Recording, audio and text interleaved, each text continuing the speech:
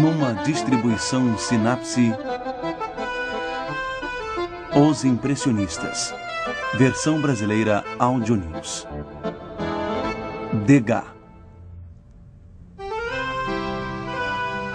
O pintor clássico da vida moderna. Era assim que Edgar Degas se descrevia. Um patrício distante, sem condescendências, com um talento aparentemente natural, às vezes escondido, no obsessivo trabalhar e retrabalhar as imagens. Ele era um membro proeminente do grupo dos impressionistas, mas permaneceu afastado de muitas das preocupações do impressionismo, principalmente a pintura ao ar livre e de paisagens. Na verdade, ele se recusava taxativamente a pintar ao ar livre, mas assim como Monet e Renoir eram fascinados pelas cores e pinceladas, Degas era atraído para linhas e para o desenho, e de muitas formas ele os igualou em sucesso. Ele fez mais experimentos com um amplo leque de suportes artísticos que qualquer outro artista do fim do século XIX, produzindo obras extraordinárias de escultura, aguaforte, pastel, óleo e fotografia. Todas técnicas empregadas por ele para explorar a figura humana, mulheres em particular. Ele veio de uma família de banqueiros de classe alta com ligações internacionais e aspirações aristocráticas. Seu pai nascera em Nápoles e sua mãe em Nova Orleans, mas Hilaire Germain Edgar Degas, como foi batizado, nasceu em Paris em 19 de julho de 1834 e teve uma infância confortável, até privilegiada. Com efeito, pela maior parte de sua longa vida, Degas foi um homem financeiramente independente.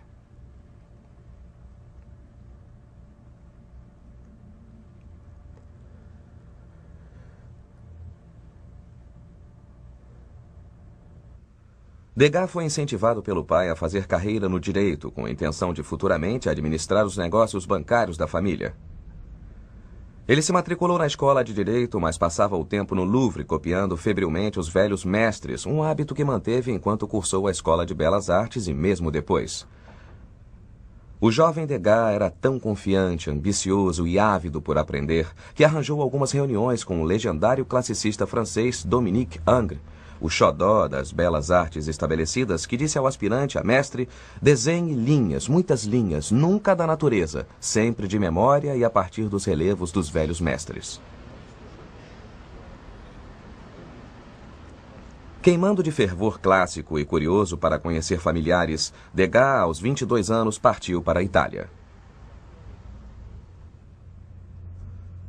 Durante 3 anos, Degas viajou, desenhou, estudou e conheceu parentes em Nápoles e Roma, antes de acabar em Florença e se hospedar com Laura Bellili, irmã de seu pai, que ele retratou junto com seu marido, o barão Bellili, e suas 2 filhas.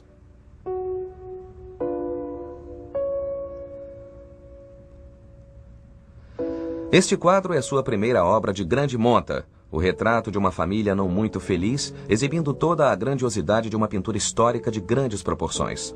Sua tia Laura parece constrangida e infeliz. Na verdade, o pai dela, o avô de Degas, acabara de falecer e é relembrado no desenho em giz vermelho pendurado na parede ao fundo.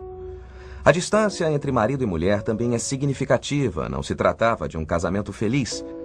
Laura se queixou abertamente do marido para o sobrinho Degas.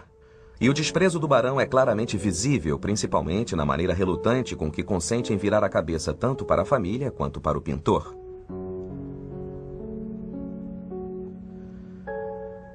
O clima opressivo do quadro é um pouco aliviado pela pose e expressão das meninas, que parecem inquietas e prontas para se soltarem, após posar durante horas para o primo. Mais brincalhão e com certeza mais livre é o cão da família, quase invisível no canto inferior direito, que sai correndo, mas tem a cabeça cortada ou decepada por Degas, como para enfatizar que o quadro deveria ser um instantâneo da vida, bem como um retrato cuidadosamente posado.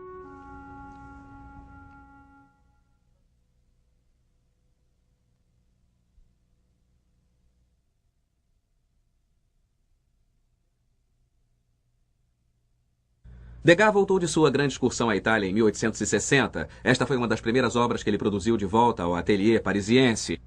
De certa forma, ele está lutando com a ideia de história e pintura histórica, mas em vez de voltar aos italianos dos séculos XV e XVI que ele observara, ou mesmo para os romanos, ele volta ainda mais à Grécia e à Esparta, e cria uma imagem de crianças espartanas se exercitando. Ao fundo deste triângulo, que se estende direto até o centro da tela, há um velho. É Licurgo, o legislador. Ele está com os pais das meninas e baixou um edito pelo qual as meninas também tinham de aprender a lutar e combater. E é isso que acontece no primeiro plano, com a tensão entre os dois grupos, enquanto as meninas provocam e os meninos reagem. Mas a história só vai até aí. O que temos aqui não é uma representação arqueológica de uma paisagem grega idealizada, uma cena espartana. O que Degas fez foi sobrepor a ideia do moderno com o clássico, de modo que os rostos dos dois grupos são reconhecidamente de moleques de rua de Paris que ele tirou das ruas de Montmartre. Também a postura das figuras e o modo como se confrontam, não há nada de belo neles aos olhos de Degas. Trata-se de falta de jeito, de adolescência, mas ao mesmo tempo ele sexualiza os dois grupos, dando em especial uma certa arrogância aos meninos. É a vida moderna que se infiltra. Degas retornou a este quadro várias vezes. É uma de suas imagens favoritas e uma imagem que ele não conseguiu expor. Em 1880 mesmo, ele tentou exibi-lo na exposição impressionista e, por várias razões, provavelmente referentes ao tema e a seu desprezo por pinturas históricas convencionais, ele não foi exibido. Mas ele também trabalha e retrabalha. A linha é incrivelmente controlada e a própria tinta é desnudada e diluída em terebintina. Degas disse uma vez que não havia nada de espontâneo em sua arte. E, quando se observa esta imagem, pode-se ver isto no controle a que ele estava chegando. O afastamento de Degas da pintura histórica e sua aproximação com a arte da vida moderna foi incentivada por sua crescente amizade por Edouard Manet e seu círculo de amigos que frequentava o Café Gerbois. E foi aqui, no café ao pé de Montmartre, que Degas conheceu artistas como Monet, Renoir, Cézanne e outros com quem mais tarde uniu forças quando a primeira exposição impressionista foi organizada em 1874.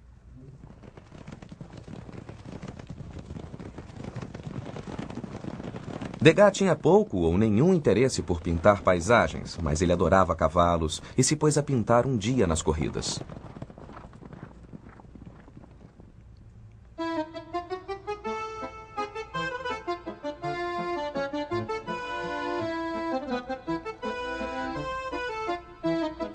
Esta foi uma das primeiras incursões de Degas ao tema corridas de cavalos, um espetáculo contemporâneo que começava a ficar muito em moda na França.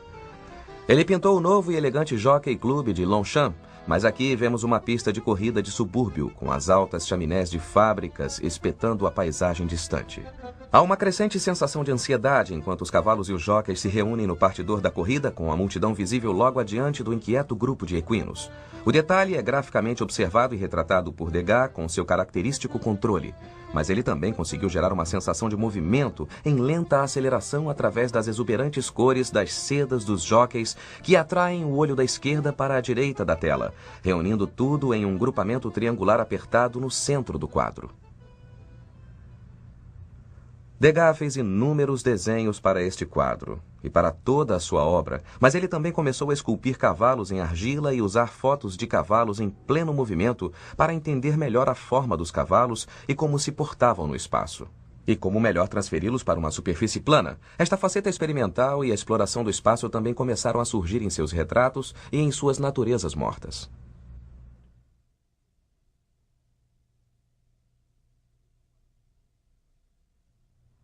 Este é um quadro curioso, pois é claro que ao primeiro olhar somos atingidos pelo fulgor colorido das flores bem no centro da composição, mas é claro que, quando se percebe a figura à direita, coloca-se a questão, será uma natureza morta ou um retrato? Acho que a resposta é ambos e nenhum dos dois. Não é nenhum dos dois porque ele propõe um diálogo entre os dois elementos e, em essência, não está interessado nem no retrato nem na natureza morta, mas está tentando criar um novo enfoque composicional que desafia as convenções estabelecidas sobre como as pinturas devem ser feitas.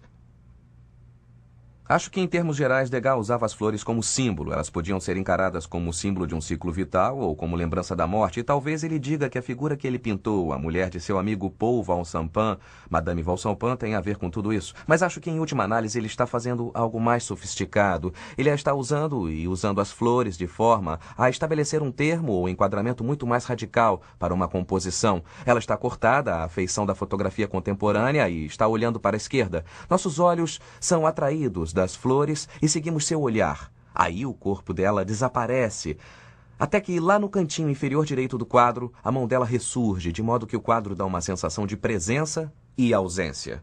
Somos então puxados para o canto superior esquerdo, onde as flores se espalham pelo espaço. Atrás da cabeça dela há uma janela. Enfim, o que temos é uma sensação de espaço deslocado, desajeitado. Até o tampo da mesa está enviesado. Sabemos que estamos olhando para ele de cima. Se procurarmos lógica, me parece que o vaso está prestes a escorregar. Ou o Degas pintou errado, ou ele quer deslocar o espaço ainda mais no jarro de água.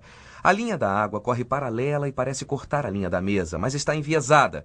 Como sabe, a água é plana e devia estar paralela à superfície da mesa. É claro que não está. A cada detalhe deste quadro, de onde quer que observemos, Degas espatifa o trabalho. E Degas continua a explorar a ideia de diferentes pontos de vista, novas perspectivas, em uma de suas obras mais conhecidas, uma que prenunciou uma nova direção em sua arte. Esta é uma imagem muito original, uma visão do mundo, ou ao menos do palco, vinda de baixo, com um violento contraste entre o alto da tela e a parte inferior. O trabalho começou como um retrato do amigo de Degas, Désiré Diot, fagotista da Orquestra da Ópera de Paris. E aqui está ele, rodeado por seus colegas músicos que sopram, dedilham, tocam e batucam em uma área intensamente povoada, com as cabeças às vezes tapando uns aos outros ou se cutucando com os arcos, tudo amplificado pela posição escolhida por Degas, lá embaixo com eles. E então, elevando-se acima de todos, uma sinfonia de cor-de-rosa e verde. A primeira e dramática aparição na pintura de Degas, mesmo que sem cabeça, graças a um corte violento do artista, das bailarinas, de pés esvoaçantes, enquanto os homens estão firmemente plantados, retratadas em pinceladas mais rápidas e soltas, em um contraste multicor com o preto e branco abaixo delas.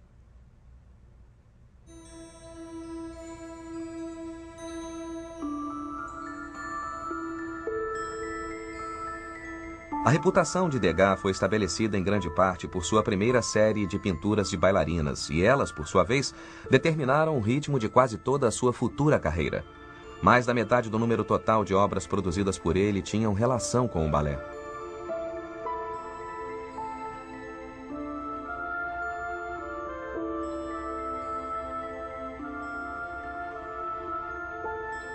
Esta magistral e complexa pintura, exibida na primeira exposição impressionista da primavera de 1874, mostra uma aula de dança dirigida por Gilles Perrault, um célebre maître de balé e coreógrafo que pontifica como um titã no centro do palco, com umas 20 e poucas mocinhas espalhadas diagonalmente pela tela como uma rendada frisa clássica. A composição foi inteligentemente concebida. Vejam as colunas de mármore verde que marcam um ritmo lento e insistente no alto do quadro e o bastão de ritmo do mestre ecoado pela divisão da janela no espelho. Um instrumento espacial que sugere a cidade do lado de fora e enfatiza ainda mais o espaço do próprio aposento. As bailarinas estão retratadas em um leque de poses diferentes, algumas concentradas intensamente enquanto aprendem os passos, elegantemente ensaiando para uma apresentação ao público, mas outras são apanhadas em momentos de maior privacidade, menos glamurosos, ajustando a saia ou a gargantilha, batendo papo ou bocejando, ignorando o olhar do artista e do observador. De certo modo, Degas ensaia suas próprias técnicas e tem um desempenho virtuoso nos quadros de bailarinas, com cada linha e pincelada graciosamente retratando o que ele chamava de essas criaturas distantes e maquiadas, às vezes em um mundo que parece próximo da fantasia, mas que ocultava as outras intenções de Degas. Chamam-me de pintor de bailarinas, assim dizem, falou Degas, sem entender que, para mim, a bailarina foi um pretexto para pintar lindos tecidos e retratar movimentos. Mas Degas também oferecia uma visão dos bastidores de uma parte da vida contemporânea. Mulheres trabalhando, às vezes em ocupações glamourosas como o balé, outras vezes escravizadas em tarefas mais árduas.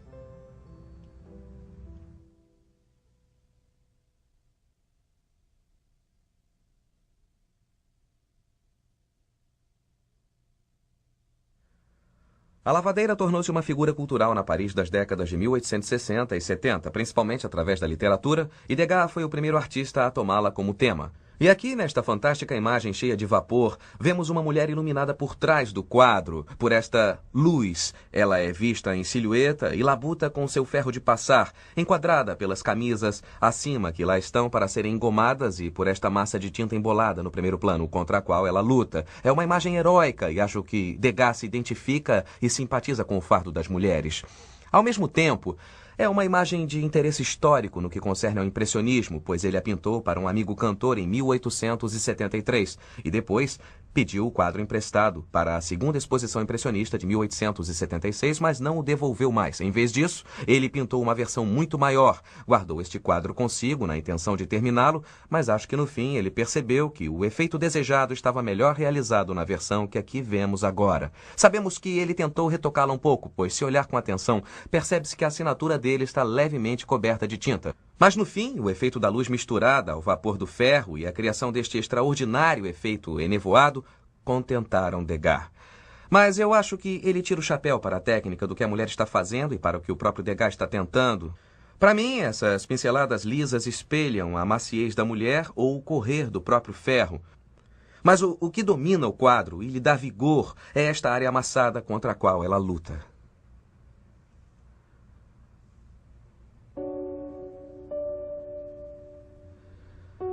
Pode-se quase imaginar as mulheres que Degas pintou no trabalho nas lavanderias, saindo depois de um dia cansativo e virando a esquina para ir ao café tomar uma bebida merecida. Aqui, Degas mostra um casal em um café, olhando melancolicamente com um copo do mortal e verde absinto na mesa em frente à mulher. Manet, amigo de Degas, pintara um almofadinha bebedor de absinto há cerca de uma década.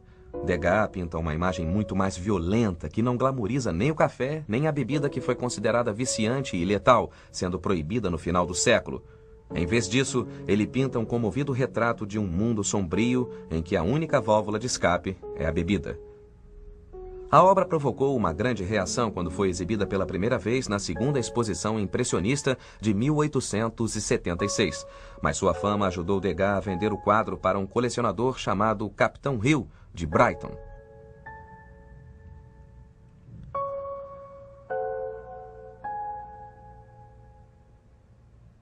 Degas participou de 7 das 8 exposições impressionistas montadas entre 1874 e 1886 e tornou-se o mais veemente defensor do grupo, um fervoroso campeão da solidariedade comunal para o estabelecimento e promoção do que ele chamava de uma nova sensibilidade.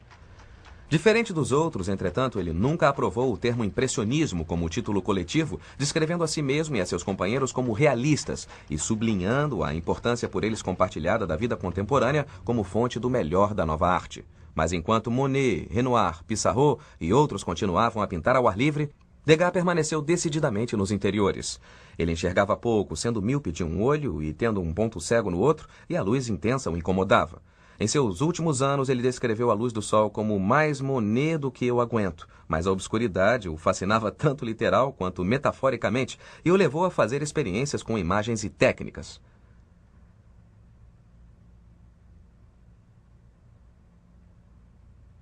Esta é uma das mais de 400 monotipias que Degas produziu em uma grande explosão de criatividade entre os anos 70 e 80. O processo envolvia desenhar com uma tinta de secagem lenta sobre uma superfície de metal polido e depois colocar uma folha de papel sobre a tinta úmida e correr tudo por uma máquina impressora. Pode-se ver como ele limpou a placa entintada com trapos e até os dedos dele, dando um efeito velado, tudo se adequando perfeitamente ao tema escolhido, o bordel que ele retratou com frequência e veracidade. Aqui, 2 prostitutas sentadas, nuas, salvo por um par de meias e alguma bijuteria, esperam o freguês fazer sua escolha. É um retrato sombrio de um mundo que floresceu na Paris do fim do século XIX, mas que continuava a ser um tabu. Um mundo que Degas vivenciou em primeira mão. Como muitos homens de sua classe, Degas frequentou bordéis, fato confirmado em cartas enviadas pelo artista a vários amigos, mas igualmente óbvio aqui, nas próprias monotipias.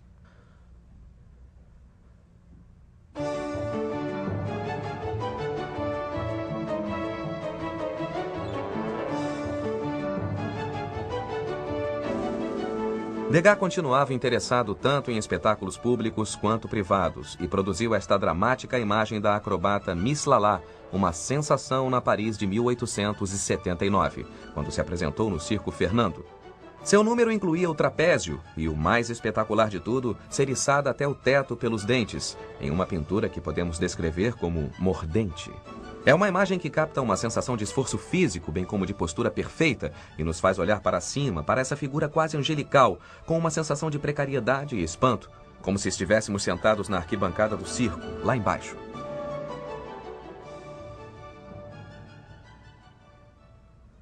Degas causou grande impacto na 8ª e última exposição impressionista em 1886, com uma série de pinturas de mulheres no banho que se lavavam e secavam.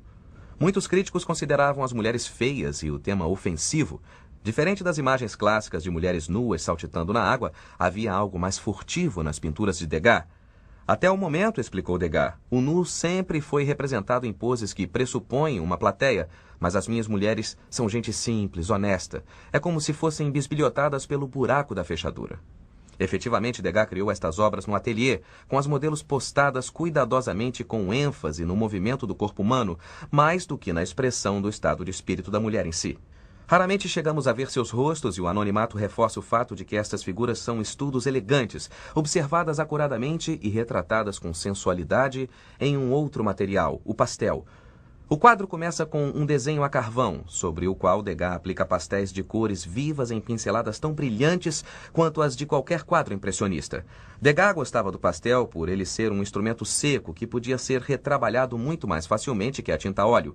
Ele também tem uma qualidade pulverenta que ajuda a sugerir uma visão fugaz. Acima de tudo, o pastel o ajuda a desenhar com cores, ou como ele dizia, sou um colorista com linhas.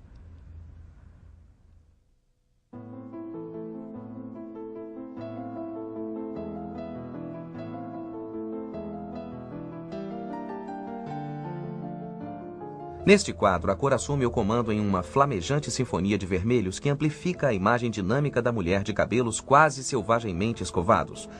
Ela agarra a própria cabeça para impedir a empregada de arrancar o cabelo pela raiz. O impulso da pintura segue a linha do movimento de puxada, do canto inferior esquerdo para o alto à direita. E no que poderia ser uma imagem fugidia de vaidade de alcova, Degas nos dá uma imagem quase desconfortável de energia. As banhistas são o estágio final da crônica que Degas fez das várias experiências das mulheres contemporâneas, chegando quase à obsessão com todos os aspectos concebíveis de suas vidas catalogados e usados como veículo para a exploração de diferentes instrumentos artísticos.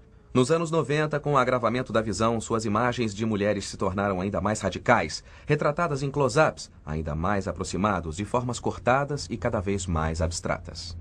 Neste quadro ousado, as formas são sobrepostas, com as figuras visíveis na distância, mas o movimento do quadro o joga na nossa cara, amplificado pelas peles de pigmento pastel, criando um padrão de cores caleidoscópicas.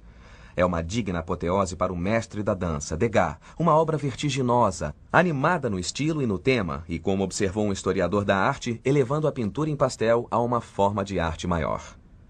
Ironicamente, em seu tardio uso de cores vivas, simplificadas, com um certo grau de abandono, Degas aproximou-se das preocupações da veia principal do impressionismo, mas ele também antecipou um enfoque mais expressionista da arte que floresceu no século seguinte. Acima de tudo, foram suas linhas, seu senso de experimentação, junto com uma complexa e frequentemente sombria visão da vida contemporânea, que fascinaram artistas de Picasso em diante. Após a virada do século, Degas estava nas palavras de um amigo íntimo um caco, virtualmente cego, parcialmente surdo e quase um eremita.